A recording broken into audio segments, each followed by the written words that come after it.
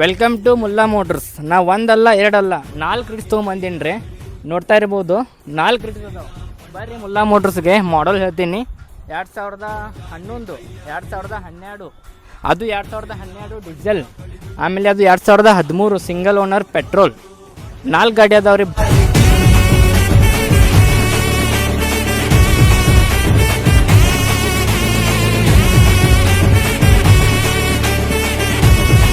ಬರ್ರಿ ಮುಲ್ಲಾ ಮೋಟರ್ಸ್ಗೆ 4 ಗಾಡಿನ ರೇಟ್ದಾಗ ಮಾಡಿ ಕೊಡ್ತೀನಿ ರೀ. ಒಂದು ಸ್ಪೆಷಲ್ ಆಫರು ಐತ್ರಿ.